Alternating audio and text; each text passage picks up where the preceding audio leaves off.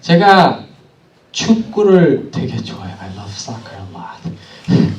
사실 어저께 그 멕시코 형님들하고 같이 축구하다가 이렇게 차이징을 당해요. 차이징 파울을 당해가지고 여기가 지금 너무 아픈데 축구 하는 것도 좋아하고 제가 아직도 10대인지 착각하나 10대 20대인지 착각합니다. 죽을 뻔했어요. 뭐 축구 하는 것도 좋아하고 또 상위 리그 뭐 게임 이런 거 뭐 프리미어 리그, 잉글리시 프리미어 리그 이런 거 보는 것도 뭐 좋아해요. 제가 아직 한국에 있었을 때 한 가지 되게 아쉬웠던 것은 이 유럽 사커, 이 유럽 축구를 실시간으로 보려 그러면 밤이나 새벽까지 깨어 있어야 한다는 사실이었어요. 왜냐하면 유럽이 한국에 딱 정말 반대쪽에 있잖아요. 시차가 많이 따기 때문에 만일 그 지역에서 열리는 경기를 보려면 밤 늦게까지 깨어 있어야 했습니다. 그래서 저는 안 봤어요. 저는 밤에 잠을 자야 되거든요. 잠 못 자면 안 돼요. 그런데 이제 저는 잘 보지 못했지만 그 경기를 새벽까지 잠을 자지 않고 본 친구들하고 이렇게 얘기했던 것을 종종 기억을 해요. 뭐 이런저런 얘기를 많이 했던 것으로 기억하는데 가끔은 이런 얘기를 들었던 것 같습니다. 경기가 너무 재미없어서 끝까지 다 보지 못하고 잤어. 근데 그 짧은 그 마지막 순간에 막 골이 막 들어가갖고 누가 이겼어, 누가 졌어 이런 얘기를 했던 것을 들었던 걸로 기억을 해요. 오늘 아침에도 이제 같이 우리 성원이하고 세연이하고 오다가 뭐 아주 뭐 빅 매치가 학교에서 있었다 그러는데 결국 그것도 almost end of game에 그런 일들이 벌어지는 것이 있어요.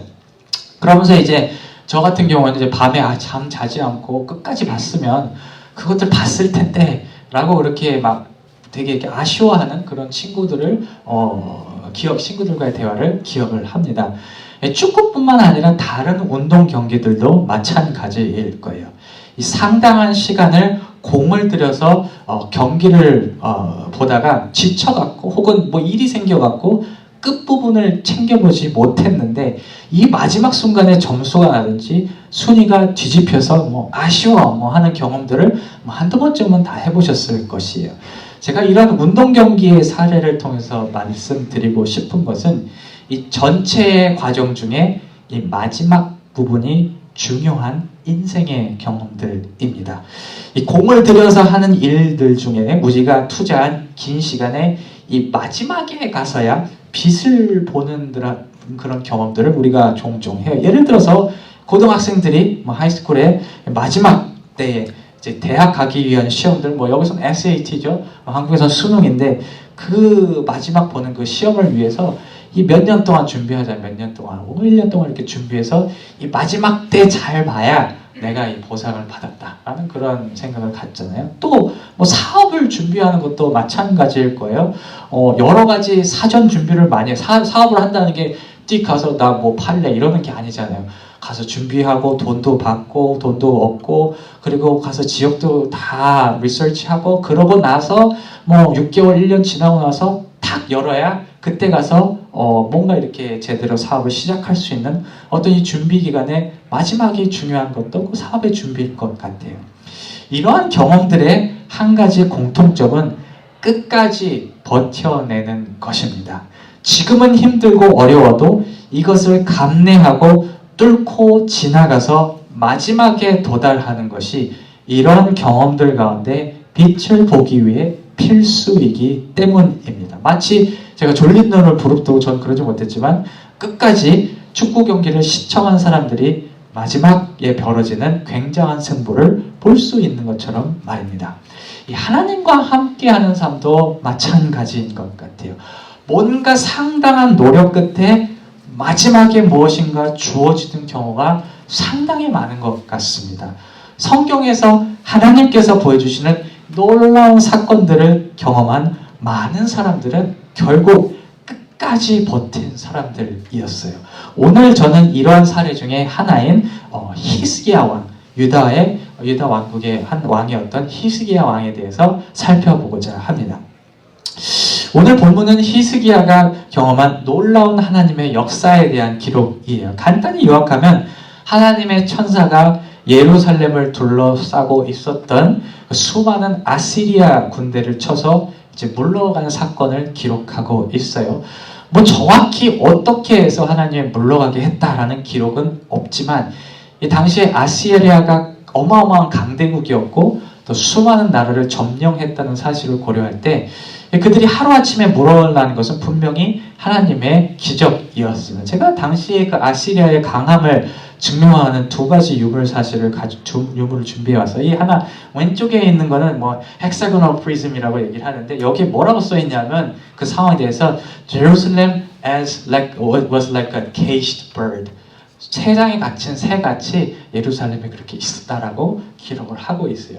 그 옆에 있는 거는 이제 부조 이제 릴리프인데 뭐 저 왼쪽 오른쪽 끝에 있는 게 이제 저 아시리아 왕이에요. 왼쪽에 있는 사람들이 이스라엘 사람들이고 다 이렇게 절하고 있어요. 다 나와갖고 항복하면서 미링하고 막 나가고 있어요. 그러니까 무슨 얘기냐면 이 당시에 그 아시리아라는 나라가 엄청난 힘을 자랑하는 그 당시를 다 다스리는 그런 나라였는데 그 나라가 하루아침에 예루살렘을 포기하고 이렇게 떠나버려요. 그러니까 어떻게 됐든지 모르지 간에 그 사실 자체가 사실 우리는 하나님의 계획으로 설명할 수밖에 없다라는 사실에서 이사에서는 그렇게 하나님께서 치셨다 이렇게 얘기를 합니다. 그런데 사실 히스기야와 예루살렘이 입었던 이렇게 특별한 하나님의 은혜를 입기 이전을 살펴보면 그들이 정말 엄청난 수모와 압박함 속에 놓여 있었다는 것을 우리는 발견하게 돼요. 이사야 36장, 37장을 보면 알 수 있는데 이 랍사게라는 아시리아의 장수가 와서 계속해서 히스기야와 예루살렘 사람들에게 항복해라, 항복해라 라고 강요를 해요. 상당히 모욕적이고 굴욕적인 발언을 통해서 이런 압박을 계속 주었는데 뭐 이런 내용이었습니다. 야, 니들이 믿는 하나님이 뭘 해줄 거라 생각하지 말고 야, 그냥 기어 나와. 지금까지 자기 신들한테 지켜달라고 했던 나라들 중에서 뭐 하나도 살아남은 나라가 없어. 심지어 뭐라고 얘기했냐면 너네 그 먹을 거 없어서 그 성 안에서 니들의 대변 소변까지 먹으면서 그렇게 비참하게 지내지 말고 나와서 내가 주는 맛있는 것 먹어. 이렇게 얘기를 해요. 국가와 하나님을 한꺼번에 모욕하는 상황이 계속해서 이어졌습니다. 이러한 아시리아의 압박은 히스기야와 예루살렘에게 두 가지 선택지 중에서 하나를 고를 것을 종용했어요. 하나는 하나님을 버리고 항복한다는 넓고 쉬운 길이고 하나는 하나님을 의지한다는 매우 좁은 길이었습니다. 사실 말이죠. 이스라엘의 이 히스기야의 이전 혹은 이후의 왕들을 살펴보면 이러한 유사한 상황에 처했을 때 종종 넓은 길을 선택하곤 했어요. 못 견디겠습니다. 오케이, 우리 너네한테 다 바칠게요. 그리고 심지어는 니들이 원하는 신들, 니들이 믿는 신들 우리도 믿을게. 갖고 가.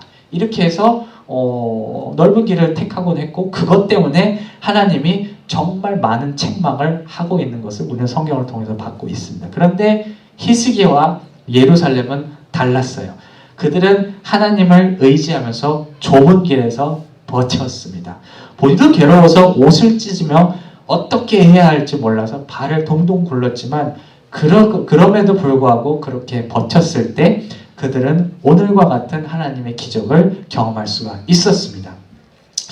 히스기야와 예루살렘의 선택과 그에 따라왔던 결과가 우리에게 말하는 것은 아마 이것일 거예요.